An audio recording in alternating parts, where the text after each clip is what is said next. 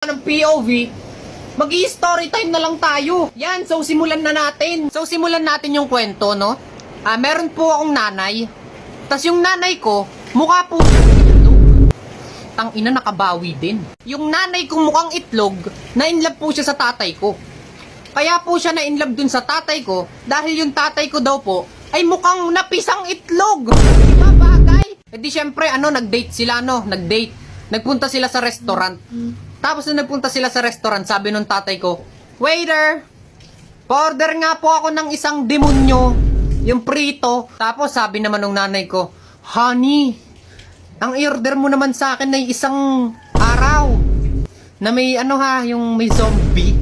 Oh, gusto ko yun, naglilihi kasi ako. Tapos dun na pala nila nalaman na buntis po yung nanay ko. Tapos yun po yung unang naging anak nila, yung kuya ko. Tapos nung naianak nila yung kuya ko daw po ay mukha pong gorilla. Mukha pong gorilla yung kuya ko po. Tapos yung sumunod naman po sa kuya ko, ako naman yung inanak. So ako yung bunso. So bago ko sabihin yung naging itsura ko nung pinanganak ako, gusto mo bang manalo ng libreng load, appliances, or mga cellphones? Sobrang dali lang yan. I-click mo lang yung link dun sa bio ko. Ganun lang yung kadali. Putang ina. So ituloy na natin yung kwento.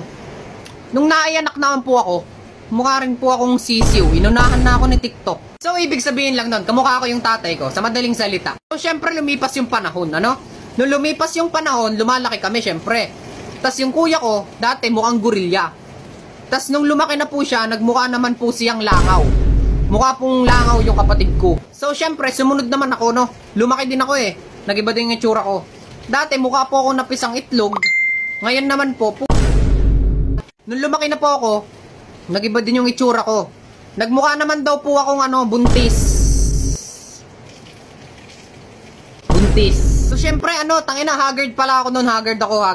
Ang ginawa ko, naligo muna ako, tas pagtingin ko sa salamin, ang totoong itsura ko po nung lumaki po ako po ay mukhang matanda. Syempre, hindi ako nawalan ng chance. Hindi ako nawalan ng pag-asa. Nagayos ako, nagpulbo ako, nagayos ako ng buhok.